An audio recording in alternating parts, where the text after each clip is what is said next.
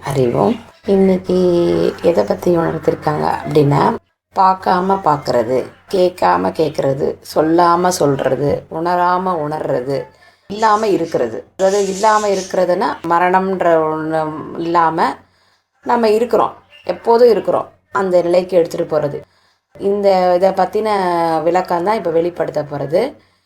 இதில் பார்த்தீங்கன்னா, இதுதான் உண்மையான நிலை, இதுதான் உண்மையான இருப்பு, இதுதான் உண்மையான சக்தி. எல்லாமே இந்த விதமாக தான் நமக்குள்ளே நம்ம பரவி இருக்கிறோம்.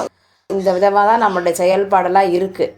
ஆனால் இது உணர முடியாமல் நம்ம என்ன பண்ணுறோம், பார்க்காம பார்க்கறது அப்படின்றத விட்டுட்டு பார்க்குறோம்.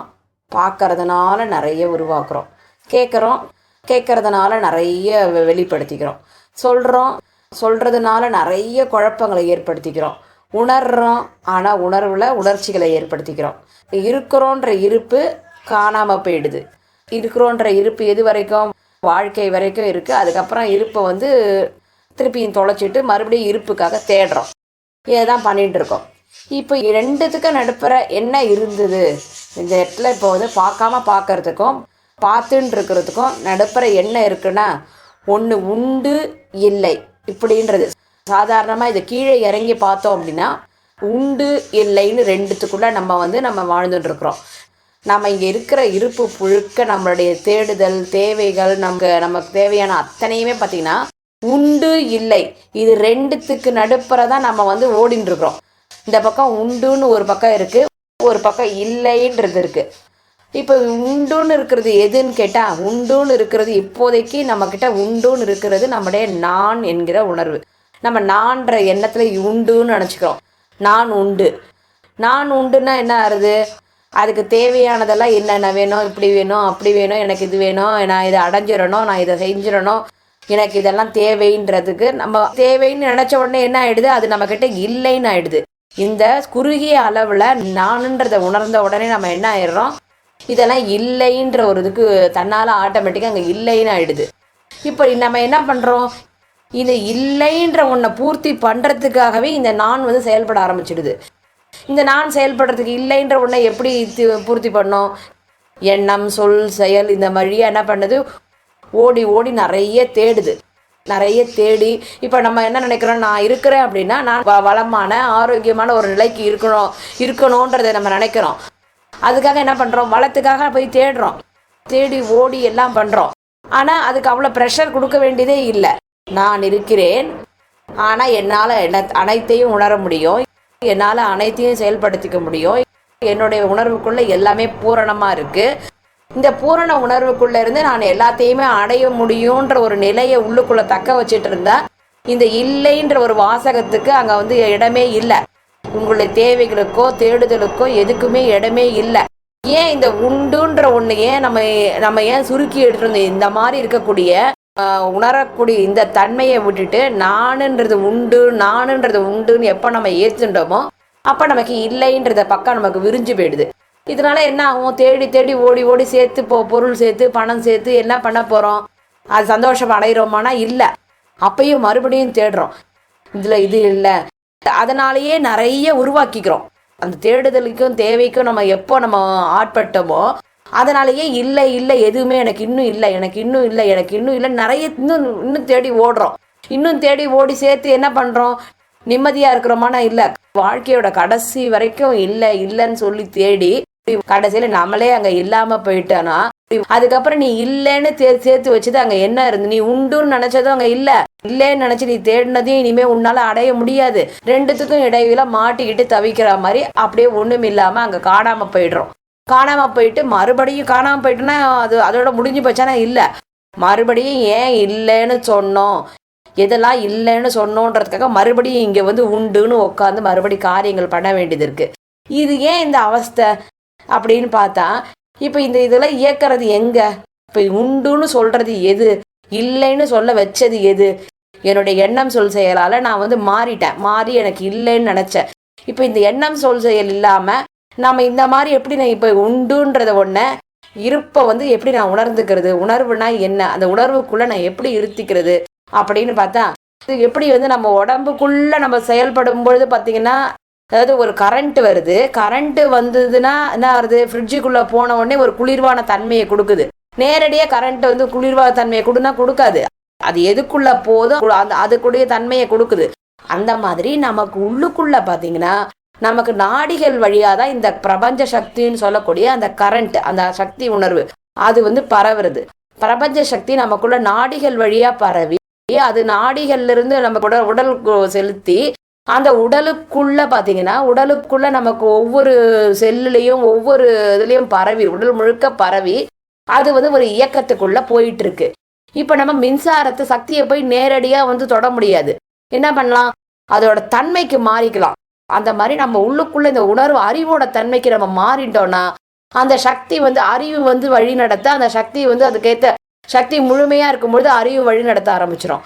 இந்த நிலையில நம்ம இருக்கும் பொழுது இதை தான் உணராம உணர்றது அப்படின்னு சொல்றோம். இப்போ பார்த்தீங்கன்னா இப்போ நம்ம உடம்புக்குள்ள நாடிகள் வழியா பரவிய அந்த சக்தி உள்ளுக்குள்ள நம்ம உடல் வழியா வெளிப்படும் பொழுது, அப்போ உடலுக்குள்ள போகும்பொழுது பார்த்தீங்கன்னா நம்ம அங்கதான் என்ன பண்றோம், மூளைக்கு போகும்பொழுது நம்ம என்ன பண்றோம், மூளையை உபயோகிக்கிறோம்னா இல்லை, மூளையை எதுக்கு வரைக்கும் உபயோகப்படுத்தின்னு இருக்கோம், மூளையை ஒரு சின்ன அளவுல இத்தனோண்டு ஒரு குறிப்பிட்ட அளவுக்கு மட்டுமே, அந்த அளவுக்கு மட்டுமே என்ன பண்றோம், ஒரு பார்க்கறதுல ஏற்படுற அந்த எண்ணங்களை சொல்ல சுவைச்சி அந்த செயல்களை மட்டுமே எண்ணி அதை ஒரு பதிவாக்கி உள்ள போட்டு வச்சுக்கிறோம். அதே மாதிரி சொல்றதுல கேட்கறதுல எப்படி ஒரு பிரம்மாண்டமான ஒரு பெரிய சக்தி வந்து நமக்குள்ள செயல்படுத்த வந்தா நம்ம வந்து அதை இறக்கி என்ன பண்றோம், வெறும் புலன்களுக்கு கொடுத்து நம்ம அதை இழந்துடுறோம்.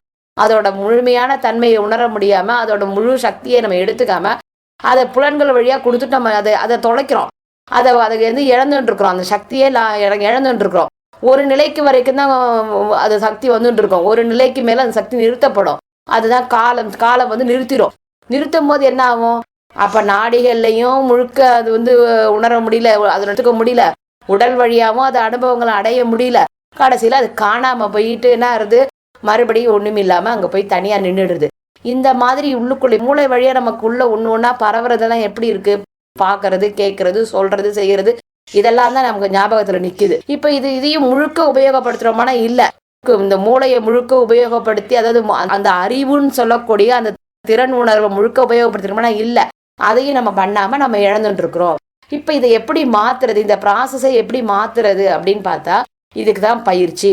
உடலுக்கு வந்து நம்ம எப்படி பயிற்சி கொடுத்து பண்றோமோ அந்த உடம்புல ஒரு அழுக்கு இருந்தா உடனே என்ன பண்றோம், உடனே அதை வந்து நம்ம குளிச்சோ இல்லை சோப்பு தேய்ச்சி ஏதாச்சும் ஒன்று பண்ணி அந்த கரையை நீக்கிடுறோம், உடல் மேல இருக்க கரையை நீக்கிடுறோம். அந்த மாதிரி நம்ம உள்ளுக்குள்ள நாடிகள்ல ஏற்பட்ட கரையை எப்படி நீக்க முடியும், மூச்சில தான் நீக்க முடியும்.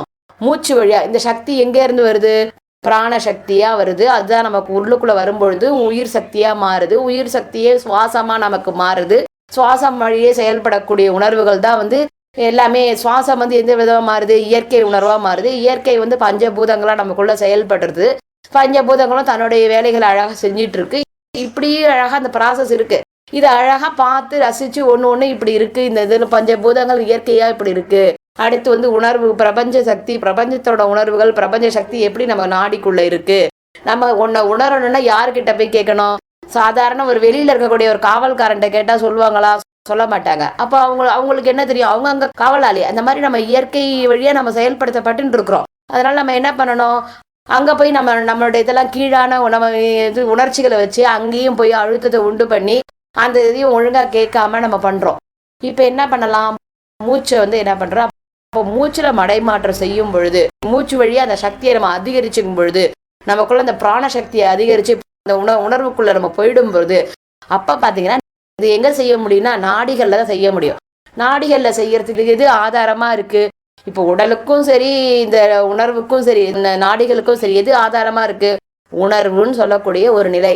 இந்த உணர்வுன்னு சொல்லக்கூடிய இந்த நிலையை நம்ம இன்னும் எப்படி பரிபூரணமா உணர்றது, உணர்வுனா என்ன, உணர்வுன்றது ஒரு சக்தியா இல்ல அறிவா, அப்ப அறிவும் சக்தியும் சேர்ந்தது தான் உணர்வா. அப்ப இந்த அறிவும் சக்தினா இது எப்படி உணர்ந்ததுன்றது எப்படி இருக்கும், அந்த தன்மை எப்படி இருக்கும் அப்படின்னு பார்த்தா இப்ப நம்ம மறுபடியும் அதே பயிற்சிக்குள்ள போய் பார்க்கும் பொழுது பாத்தீங்கன்னா மூச்சு வழியா இப்ப இங்க எல்லாம் உணர்ந்துருன்னு சொல்றோம், ஆனா முழுக்க உணர முடியல. ஒண்ணு இல்லைன்ற ஒரு குறைபாடு உள்ள உணர்வா நம்ம உணர்ந்துட்டு இருக்கிறோம். சாதாரண நிலையில இருக்கும் பொழுது தியானத்துல போகும்பொழுது பாத்தீங்கன்னா அது இல்லாமே ஆக்கிடுது. எது இல்லைன்னு சொல்லிச்சோ அதை வந்து இல்லாம ஆக்கிடுது. இல்லாம இருந்து எதுவுமே இங்க இல்லை, எதுவுமே நான் நினைக்கிற நான் உணர்ற விதமா, நான் சொல்ற விதமா, நான் செய்யற விதமா இங்க எதுவுமே இல்லை. அப்ப இல்லாம இருக்கிறது எதுன்னு கேட்டா சமாதி. அதுக்குள்ள தியானம்ன்றது ஒரு ஆரம்ப படியில நமக்கு அமைதியை கொடுத்து நமக்குள்ளக்குள்ள ஏற்படக்கூடிய இயற்கை உணர்வுகளை கட்டுப்படுத்தி நமக்குள்ள ஒரு சுவாசத்தை ஒரு நிலைக்கு ஒருமுகப்படுத்தி அதுக்கப்புறம் பார்த்தீங்கன்னா அது வழியா இயங்கக்கூடிய தன்மைகளை ஒரு சீர் பண்ணி உடலுக்கு ஆரோக்கியத்தையும் மனதுக்குள்ள ஒரு அமைதியும் கொடுக்கறது தியானம். ஆனா தியானத்தோட இன்னும் அதிகமா உள்ளுக்குள்ள போக போக எதை கொடுக்கும் அப்படின்னா சமாதி. ஒண்ணுமே இல்லை, நான் என்பது ஒண்ணுமே இல்லை. இங்க உண்டுன்னு சொன்ன நான்ன்றது ஒண்ணுமே இல்லை. அங்க உண்டு. எது உண்டு? உணர்வுன்றது என்பது உண்டு. அங்க இல்லைன்ற ஒன்னே கிடையாது. இல்லைன்ற ஒண்ணுல உண்டுன்ற ஒன்னே தான் எல்லாத்துலயும் இருக்கு. அப்படி அது பரவி இருக்கிற அந்த உணர்வு தான் பெரிய நான், கான்சியஸ் சொல்றோம். அதுக்குள்ள அங்கதான் தெய்வ சக்திகள்லாம் நமக்கு துணை செய்யும். நாடிகள் வழியா போகும்பொழுது தான் தெய்வ சக்திகள் நமக்கு அனுகிரகம் பண்ணி மேல மேல நமக்கு இன்னும் சித்தர்களும் மகான்களும் பார்த்தீங்கன்னா அந்த வழிபாதையை திறந்து விட்டு நம்மளுக்குள்ளுக்குள்ள இன்னும் அதை புரிய வச்சு இதெல்லாம் இல்லைன்னு சொல்றதுக்கே இனிமே உங்ககிட்ட ஒன்றும் இல்லை, நீ எல்லாமே உன்னுடையது, எல்லாமே உன்கிட்ட தான் இருக்கு, இங்க தனியாலாம் ஒன்றும் கிடையாது. எதை ஒன்றை உணர்ந்தாலும் எப்படி உன்னுடைய குரல் வழியா உன்னுடைய உணர்வு சக்தி வழியா தான் நீங்க உணர்ந்துக்க முடியும். அப்படி உணர்ந்துக்கிறேன்ற அந்த தன்மையை மட்டும் தனியா பிரிச்சு எடுத்துக்கோ. இங்க நான் உணர்றேன்றது ஒண்ணுமே இல்லை. உணர்ந்துக்கிறேன்னு உனக்குள்ள செயல்படுற அந்த தன்மை இருக்கு, அது இறைவனோடது, அது கடவுளால கொடுக்கப்பட்டது. அந்த இடத்த நீ உணரும் பொழுது உனக்கு பாத்தீங்கன்னா இங்க கீழே இருக்கக்கூடிய இல்லைன்னு சொல்லக்கூடிய ஒண்ணு இல்லை. இதைதான் நமக்கு என்ன சொல்றாங்க, நமக்கு நம்ம சொல்லும் பொழுது கூட அந்த கனியை சாப்பிட்டதுனால ஆசை உண்டாச்சுன்னு அதெல்லாம் சொல்லி அதெல்லாம் இதனாலதான் இதை சுட்டி காமிக்கிறதா உணர்வுன்ற ஒன்றை சுட்டி காமிச்சு உணர்வோட தன்மையை நமக்குள்ள எழுப்புறதுக்காக தான் இந்த மாதிரி இதெல்லாம் சொல்லியிருக்காங்க. இப்ப இந்த உணர்வு நாடிகள் வழியா இந்த உணர்வை எப்படி உணர்றது? இப்ப நாடிகள் வழியா மூச்சுல பண்றோம். மூச்சுல பண்ணும் பொழுது நம்ம குருஜி நமக்கு ஏற்கனவே சொல்லியிருக்க மாதிரி தலைக்கு மேல தயிர் கூட. கடைசியில என்ன பார்த்தாலும் எது வந்தாலும் பாத்தீங்கன்னா எது கடைசியில நிக்கிறதுன்னு கேட்டா தலைக்கு மேல தயிர் கூட. அப்படி அந்த பயிற்சி வழி நம்ம அதெல்லாம் பயிற்சியெல்லாம் பண்ணும் பொழுது நமக்குள்ள இருக்குள்ள சக்தி அது திரண்டு தலைக்கு மேல அப்படி ஒரு உருவகமா நிற்கும் பொழுது அது உணர்ந்துட்டு இருக்கிறோம். இப்ப உணர்றதுன்றது இது அறிவு உணர்றோமா இல்ல சக்தியை உணர்றோமா? ரெண்டுத்துல எது தேவைன்னா முதல்ல நம்ம சக்தியை தான் உணர்ந்துக்கணும். சக்தியை உணர உணர உணர உணர அந்த நிலையில இருக்கக்கூடிய சக்தியோட முழுமைதான் அறிவு. சக்தி முழுமையாயிடுச்சுன்னா அதோட அந்த நிலையில எதுவுமே அசையறதுக்கே எதுவுமே இல்லை. அது அசையாத ஒரு நிலைக்கு, அதாவது அதுக்கு இனிமே இறக்கம் இல்லவே இல்லை. ஒரு சின்ன அசைவு தேவைன்றதெல்லாம் சாதாரண நிலையில, அதுக்கு மேல போக போக அசைவுகளுக்குள்ள கூட அது இல்லை. அசையாம ஒரு நிலைக்கு போய் அது சக்தியோட அப்படியே அசையாம ஒரு நிலைக்கு போய் அப்படி ஏகமா மாறிடுச்சுன்னா அப்போ அது பூரணமான அறிவா மலர்ந்துடும். அந்த இடத்த நம்ம சொல்றோம் சிவன் சக்தி, அம்பாளுடைய ஐக்கியம், அம்மையும் அப்பனும் ஒன்னா சேர்ந்து அந்த ஏக நிலை அப்படியே ஒண்ணுக்கு ஒண்ணு. அது இனிமே அறிவு மட்டும்தான். அந்த அறிவுக்குள்ள என்ன இருக்கு? இயங்கிறதுக்கானது என்ன இருக்கு? சக்தி, பூரணத்தோட தன்மைகள், பூரணத்தோட நிறைவு, பூரணத்தோட ஆனந்தம், பூரணத்தோட உணர்வு நிலைகள், இது மட்டுமே தான் இருக்கு. இது மட்டுமே தான் பரிணமிக்குது. இதை ஒரு ஜீவன் உள்ள எடுத்துக்கும் பொழுது இதுவா மாறி அந்த நிலைக்குள்ள அப்படியே போயிடும் பொழுது இங்க இருக்கக்கூடிய இந்த அதை தான் சொல்றது பார்க்காம பார்க்கறது. இங்கெல்லாம் நிறைவுல இருந்து பார்க்காம இங்க எல்லாத்தையும் பார்க்கறோம். ஆனா பார்க்கறதுக்கான நமக்கு இது தேவையில்லை. இங்க நம்ம கண்ணு தேவையில்லை. அது ஒரு விழிப்புணர்வு சக்தி. இங்க கேட்கலாம். இந்த நிலைக்குள்ள இருந்து கேட்கலாம். எதை கேட்கலாம்? பிரபஞ்சத்தோட உணர்வுல பூரணத்தை அங்க இருந்து வெளிப்படக்கூடிய தன்மைகளை கேட்கலாம். அடுத்து தெய்வ சக்தியோட குரலை கேட்கலாம். எல்லாமே நமக்கு வெளிப்பட ஆரம்பிக்கும். அடுத்து சொல்லலாம். எதை சொல்லலாம்? மெய்யுணர்வான மௌனத்தின் வழியா சொல்லக்கூடிய அந்த உணர்வுகள். நீங்க வாயை விட்டு சொல்லணும்னே இல்லை. அந்த இடத்துல இருந்து மௌனத்திலிருந்து மெய்யுணர்வு வழியா அப்படியே அங்கிருந்து நீங்க அசைச்சு அதாவது அங்க இருந்து அந்த பூரணத்துவத்திலிருந்து அதை உணரும் பொழுது சொல்லாம சொல்லலாம், கேட்காம கேட்கலாம், பார்க்காம பார்க்கலாம், சொல்லாம சொல்லலாம், உணராம உணரலாம். இதை உணர்ந்துட்டு இருக்கீங்க. ஆனா நீங்க உணர்ந்துட்டு இருக்கீங்கன்னா இல்ல, நீங்க உடல்ல உணர்ந்துட்டு இருக்கீங்கன்னா இல்ல, உங்க உடலை தாண்டி போயிட்டீங்க, உணராம உணர்ந்துட்டு இருக்கீங்க. அடுத்து வேற என்ன இருக்கு? நமக்கு இங்க இல்லாம இருக்கிறோம். இங்க இருக்குன்னு சொல்லக்கூடியது இந்த உடல்ல மட்டுமானா இல்ல, உடலை தாண்டி மேல வந்தாச்சு. உடலுக்குள்ள இல்ல, உடலுக்கும் நமக்கு சம்மந்தம் இல்லை. உடல் இயங்குறத வெளிப்படுத்தக்கூடிய பதிவால வெளிப்படுத்தக்கூடிய அந்த மனமும் அங்க இல்லை. இனிமே அங்க இல்லைன்ற ஒண்ணு இல்லை. எல்லாமே பூரணமா இருக்கு, எல்லாமே நிறைவா இருக்கு, எல்லாமே நிறைவா இருக்கு. நிறைவுக்குள்ள அது அப்படியே ஒடுங்கிடுது, அவ்வளோதான். இனிமே அது தனக்காக இனி ஒன்று தேட வேண்டியதில்லை, தனக்காக தன்னுடைய தேவைகள்னு ஒன்று இல்லை, அதுக்கு எதுவுமே இல்லை, அப்படியே இருக்குது. அது தனக்குத்தானாக மாறிடுது, அவ்வளோதான். அது மௌனத்துக்குள்ளே போய் தனக்குத்தானாக மாறி தன்னோட இதில் இணைஞ்சிடுது. இனிமேல் அதுக்கு எதுவுமே இல்லை, அப்படியே இருக்குது. அது பரிபூரணமாக ஆயிடுது. அந்த நிலையை தான் பரிபூரணம்னு சொல்கிறோம், அதுக்குள்ளே இருக்குது. இப்போ இந்த மாதிரி ஒரு உணர்வை எடுத்துட்டு ஆக நம்ம கேட்கக்கூடியது சொல்லக்கூடியது எங்கே கேட்கணும்? மூளை வழியாக பார்த்து நம்ம புத்தியால் ஏற்படுத்தக்கூடாது. நம்ம என்ன பண்ணணும்? நாடிகள் வழியாக கேட்கணும். நம்ம இப்போ நம்ம கேட்கும் போது நமக்கு நேராக போய் தெய்வத்திட்ட கேட்கணும். தெய்வ சக்திகளோட இந்த தெய்வ சக்தி நமக்காக இதனால தான் பரவி இருக்காங்க, எல்லா சக்திகளையும் படைச்சிருக்காங்க அந்தந்த நிலைக்கு ஏற்ற மாதிரி. இப்போ நம்ம உன்னை கேட்க போகிறோம். இப்போ பார்த்தீங்கன்னா இப்போ சோமாவுக்கு தான் சொல்லியிருக்காங்க. சோமா இந்த அகஸ்தீஸ்வரர் கோயில் கட்டணும், அந்த பாபாஜி நகர்னு உருவாக்கி வச்சிருக்கா. நம்ம அங்கேருந்து நம்ம இங்கே பார்க்கும்போது ஏதோ பெரிய மாடியிலேருந்து கீழே உணர்ற மாதிரி அந்த பூரணத்துவத்தோட அந்த நிலையிலிருந்து நாடிகள் வழியாக மேலே ஏறி நம்முடைய நிலையை மறந்து ஒரு சக்தி உணர்வுக்குள்ளே போய் அந்த சக்தியை ஒரு முழுமையான ஒரு நிலையில இருந்து அங்கிருந்து இங்கே உணர்ந்து பார்க்குறோம். இப்போ பார்க்கும்போது பார்த்தீங்கன்னா சோமா இங்கே அகஸ்தீஸ்வரர் கோயில் கட்டணும், பாபாஜி நகர் அப்படின்னு உருவாக்கி இருக்கிறோம். அது நிறைய பேருக்கு பலன் கொடுக்கணும். எல்லா ஜீவன்களும் தன்னை தேடுதலில் தனக்கு இது வேணும் அது வேணும்னு தேடுதலில் இருக்காங்க இல்லையா, அவங்களுக்காக இதெல்லாம் ஏற்படுத்தி வச்சுருக்கோம். ஒரு நாடகத்துக்குள்ளே அவங்களெல்லாம் நடிக்க விட்டு எல்லாம் அவங்களுக்கு வேணும்னு கொடுத்துருக்கோம். அவங்க எல்லாருக்கும் அது கிடைக்கணும். அந்த கிடைக்கணுன்ற தேவையை அவங்களால எடுத்துக்க முடியல. அவங்களுக்கு இன்னும் தேவை இருக்கும்.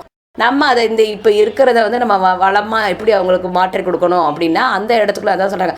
இப்போ பார்த்தீங்கன்னா சோமாவோட காரியமான்னு கேட்டால் சோமாவோட காரியம் இல்லை. இதில் முழுக்க யாரோட எனர்ஜி சேரும் அப்படின்னா குருஜியோட எனர்ஜி தான் சேரும். குருஜியோட அவருடைய வாழ்த்து, அவருடைய பூரணமான அந்த நிறைவுத்தன்மையை அதை மேலே பரவ விட்டு அந்த நிலையிலிருந்து சொல்கிறாங்க. தடைகள் வரும், தடைகளை தாண்டி வரும். வினைகள் இருக்கும், வினைகளை தாண்ட முடியும். சாதனைகள் இருக்கும், சாதனைகளை வெற்றி அடையும்னு இருக்காங்க. இது ரெண்டு தடைகளும் இந்த வினையும் முடிஞ்ச உடனே பார்த்தீங்கன்னா வெற்றி வரும். வெற்றி வந்த உடனே வெற்றி உண்டாகும். வெற்றி சுபமாக மாறும். ஒவ்வொரு சுபமும் மங்களமாக மாறும். எல்லாமே பூரணமாக இருக்கும், எல்லாமே நிறைவாக இருக்கும் அப்படின்னு சொல்லி வாழ்த்துருக்காங்க. இதை யார் கொடுக்கணும்னா குருஜி தான் கொடுக்க போறாரு. குருஜியோட அவர் தான் திருப்பி இதை பண்ணணும். திருப்பி பண்ணிட்டு அவங்க அந்த சோமா வெளியில ஒரு அதாவது கையை அசைச்சி பண்றோன்றதுக்காக கை செய்யறது இல்லை. கை சக்தியா இருந்து உள்ளுக்குள்ள ஆதாரமா எங்க இருக்கோ அந்த அறிவு தான். அந்த மாதிரி குருஜியோட எனர்ஜி தான் இப்போ இந்த இடத்துல அந்த செய்யும். அதனால பூரணமா ஆகும், நிறைவா ஆகும். இங்க ஒவ்வொரு காரியமும் அவ்வளவுதான். ஒவ்வொரு காரியத்தையும் நீங்க உணர்றதுக்கு இந்த மாதிரி நிலைக்குள்ள போய் உணர்ந்துக்கணும். உள்ளுக்குள்ள இருந்து அந்த பூரணமா அந்த நாடிகள் வழியா நம்ம சொல்லும் பொழுது பாத்தீங்கன்னா நாடிகள் வழியா அந்த உணர்வை ஏற்படுத்தும் போது இயற்கையும் காலமும் பார்த்தீங்கன்னா நமக்கு உடனே எடுத்துட்டு நமக்கு கொடுக்கும், அந்த பலன்களை நமக்கு கொடுக்கும். ஆனால் நமக்கு காலம் என்ன பண்ணும்? நம்ம என்னதான் நம்ம உணர்வை இந்த இயற்கைகளை நம்ம கொடுத்தாலும் என்ன ஆறுது? நமக்கு உள்ளுக்குள்ளே கொடுத்துருக்கோம் அப்படின்னா இப்போ சாதாரண நிலையிலிருந்து நம்ம கேட்குறோம், ஒன்றையும் கேட்குறோம், இயற்கையில் நம்ம சொல்கிறோம். ஆனால் என்ன ஆறுது? மாறி வருது. காலம் நீட்டி தள்ளி போட்டுக்குது. எவ்வளோ நேரம் வேணுமோ அந்த குறிப்பிட்ட காலம் வரைக்கும் நம்ம அதை உணர முடியுமோ இல்லையோ தெரியலன்ற மாதிரி இருக்கு. அப்படி இல்லாம இந்த காலத்தை சுருக்கி கொண்டு வரணும். காலத்தை சுருக்கி கொண்டு காலத்தை எடுத்துட்டு இந்த இடத்துல வச்சு கேட்கணும் அப்படின்னா நாடிகள் வழியா கேட்கும் போது பாத்தீங்கன்னா காலம் சுருங்கிடும்னா நம்மளுடைய இருப்பு இல்லாம இருக்கிற இந்த நிலையில காலம் அதிக நீட்டிக்காது. இந்த உணர்வுல இருந்து நம்ம வெளிப்படுத்தும் பொழுது காலம் நீட்டிக்காது. காலம் குறுகிய ஒரு தன்மைக்கு போயிடும். காலம்ன்றது அங்கே படைப்புக்காக நடத்தப்பட்ட ஒரு நிகழ்ச்சி, அவ்வளோதான். ஆனால் நம்ம இதை தாண்டி போகும்பொழுது பார்த்தீங்கன்னா காலம் நமக்கு தேவையானது. ஏன்னா தெய்வ சக்திகள் சொல்லும் பொழுதும் அது தன்னால் வந்தே ஆகணும். உள்ளுக்குள்ளே இந்த மகான்களும் சித்தர்களும் ஆசீர்வாதம் பண்ணுறாங்கன்னா அதை உடனே இயற்கையை எடுத்து செய்தாகணும். காலம் அதை உடனே அதை வெளிப்படுத்தி ஆகணும். இதெல்லாம் கட்டாயம். இதெல்லாம் கண்ணுக்கு தெரியாமல் இருக்கக்கூடிய உணர்வோட கட்டாயங்கள். அதனால் காலம் சுருங்கி போயிடும். காலம் சுருங்கி, அதாவது நம்ம நினச்சது நம்ம ஒரு 10 நாள் கழித்து நடக்க வேண்டியது 10 நிமிஷத்தில் நடக்கும், 10 மணி நேரத்துக்குள்ளே நடக்கலாம். அந்த மாதிரி சுருக்கிக்கும். காலம் தானே சுருக்கிக்கும், செயல்படுத்தும். ஆக நம்ம ஒவ்வொன்றையும் உணர்றது, நம்ம செய்யறது செயல்கள்லாம், நம்மளுடைய சொற்கள், நம்மளுடைய எண்ணம் சொல் செயல் நம்ம சொல்கிறோம். இதெல்லாம் அதிகப்படியாக உள்ளுக்குள்ளே போய் நம்ம செய்ய வேண்டியது. ஆனால் ஆரம்ப நிலையில் பார்த்தீங்கன்னா அதனால தான் நமக்கு இந்த பயிற்சிகள்லாம் தேவை. பயிற்சிகள் செய்து நம்ம மனதை ஒருமுகப்படுத்தி நம்ம ஏன் செய்யணும் அப்படின்னு சொன்னால் உள்ளுக்குள்ள போறதுக்கு, உள்ளுக்குள்ள உணர்றதுன்ற உணர்வுத்தன்மையை விரிவாக்கவும், அதுக்குள்ள புரிதலை ஏற்படுத்தி நமக்குள்ள அந்த சக்தியை அதிகப்படுத்திக்கவும், அதுக்காக தான் நம்ம இந்த பயிற்சிகள்லாம் செய்யணும். இப்போ நம்ம செய்யக்கூடிய இதெல்லாம் என்ன பண்றோம்? சாதாரண நிலையிலேருந்து வெறும் எண்ணம் சொல் செயலை வச்சு நம்ம எவ்வளோதான் இழுத்து பண்ணாலும் ஒரு குழந்தை எப்படி ஒரு காரை தள்ளுறதுக்கு எவ்வளோ முயற்சி பண்ணாலும் அதால் முடியாது. ஓட்ட தெரிஞ்சவங்க வந்து அது ஸ்டார்ட் பண்ணாங்கன்னா ஒரு கீ போட்டு ஸ்டார்ட் பண்ணாங்கன்னா உடனே ஸ்டார்ட் ஆகிடும். ஏன்? அவங்கக்கிட்ட அந்த அறிவு இருக்குது. அந்த மாதிரி நம்ம வந்து என்ன பண்ணுறோம், இங்கே இருக்கக்கூடியதை வந்து காலத்திலேயே இயற்கையில் நம்ம தேவைகளை வச்சு, நம்முடைய கீழான குணங்களை வச்சு, நம்ம எதிர்பார்ப்புகளை வச்சு என்னதான் பண்ணினாலும் அது வந்து காலத்துலேருந்து நமக்கு வந்து கொண்டு வந்து கொடுக்காது. கொடுத்தாலும் நமக்கு ஏதோ கொஞ்சம் கொடுத்துருக்கு அப்படின்னா அது வந்து அதுவும் நிறைவாக இருக்காது. நிறைவு இல்லாமல் இன்னும் தேடுதலையும் தேவையும் இன்னும் தூண்டி விட்டு இன்னும் அதிகப்படுத்தின்னு இருக்கோம். ஆக நம்ம தேடுதலும் தேவைகளும் இதை நோக்கி தான் இருக்குது. இதை விட்டுட்டு உள்முகமாக இருக்கக்கூடிய இந்த உணர்வுகளை நோக்கி நம்ம நகரும் பொழுது எல்லாமே புரியும். எல்லாமே பரிபூரணம், எல்லாமே பூரணம். எல்லாமே பூரணம்னா எல்லாம் ஒரு முழுமை அப்படின்றது இல்லை. அந்த சக்தியோட முழு நிலையும், அந்த சக்தியோட முழுமையானவன்னு அங்கே ஒன்றுமே இல்லைன்னும் போது அறிவோட முழு தன்மை வெளிப்பாடு. இதுதான். இது ரெண்டும் இணைஞ்ச ஒரு நிலை தான் பூரணம். பூரணம்ன்றது இதுதான் செயல்படுத்துது. இதுதான் ஒரு ஜீவனையும் செயல்படுத்தின்னு இருக்கு. இதுதான் ஒவ்வொரு ஜீவனையும் தன்னை வந்து காமிச்சுட்டு இருக்கு. ஒவ்வொரு ஜீவனுக்குள்ளே இருந்தும் தன்னை வெளிப்படுத்த துடிக்குது. ஆனால் ஜீவன்கள் என்ன பண்ணுறது, வெறும் உடலை வச்சுட்டு வெறும் இத்தனோண்டு கொடுத்துருக்குற சிந்தனையை வச்சுட்டு நான் வாழ்க்கைக்குள்ளே நான் சந்தோஷமாக இருக்கிறேன் அப்படின்ற ஒரு எண்ணத்தை வச்சுட்டு நான் இவ்வளோ சம்பாதிக்கிறேன், நான் இப்படி இருக்கிறேன், நான் அப்படி இருக்கிறேன், நான் வந்து இதுவாக இருக்கிறேன், நான் அதுவாக இருக்கிறேன்னு சொல்லி இன்னும் தேவைகளை நோக்கி தேடுதலை நோக்கி ஓடின்னு இருக்கு. இது என்றைக்குமே முடிவடையாது. இதை நிறுத்தணும்னா என்ன பண்ணணும்? தியானத்தில் பண்ணும்போது மனம் ஒருமுகப்படும் போது சிந்தனையில் அமைதி உண்டாகும் பொழுது பூரணமான இந்த தன்மையோட இதெல்லாம் வெளிப்படும் பொழுது இங்கே ஒன்றுமே இல்லை. இங்கே எல்லாமே வந்து நடத்துறதெல்லாம் வந்து நமக்கு இங்கே நம்மளுடைய தேவைக்காக நம்ம அனுபவிக்கணுன்றதுக்காக இறைவன் நம்ம கண்ணு முன்னாடி பிரித்து போட்டு கொடுத்துருக்குறாரு. அதை படைப்பில் விரித்து கொடுத்துருக்காரு. இயற்கையை வச்சு செயல்படுத்த சொல்லியிருக்காரு. காலத்தில் எடுத்துகிட்டு நம்ம கொடுக்க சொல்லியிருக்காரு. எல்லாம் நமக்கு கொடுக்க சொல்லி தான் அனுப்பியிருக்காரு. இங்கே வந்து அதை எப்படி வாங்குறது எப்படி பண்ணுறதுன்னு தெரியாமல் நம்ம திண்டாடி நம்ம தெருப்பொறிக்கு பண்ணுற மாதிரி இப்படி கஷ்டப்பட்டு இருக்கோம். இப்படியெல்லாம் இல்லாமல் நம்மளை விடும் பொழுது நம்மளுடைய செல்ஃபை விடணும்னா உடனே இந்த நானுன்ற இதை விடணுன்ற கீழான குணங்களை விடும் பொழுது இந்த உணர்வுகள்லாம் தன்னால் மேலே எழுந்துக்கும். இதுதான் உண்மை. தாமரைகளை தண்ணீரை போல் நம்ம இங்கே இருப்போம், ஆனால் இல்லாமல் இருப்போம். எல்லாமே பூரணமாகும் இருக்காங்க. அறிவோம்.